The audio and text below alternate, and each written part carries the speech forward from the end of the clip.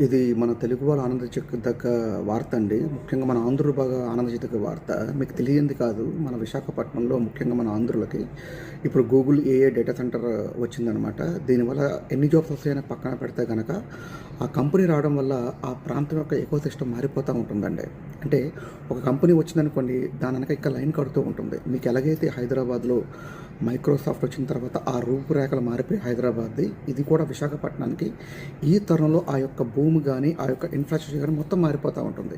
కాబట్టి వేరే వాళ్ళు దీనివల్ల జాబ్‌లు ఎక్కువ వస్తాయా, వాటర్ బాగా తీసేస్తారని ఇవన్నీ పక్కన పెడితే గనక ఒక మంచి ఎకోసిస్టమ్ బిల్డ్ అవుతుంది.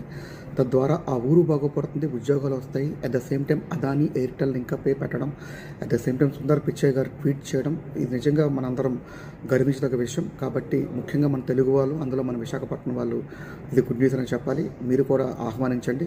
ఊరు బాగుపడితే జనాలు కూడా బాగుపడతారు.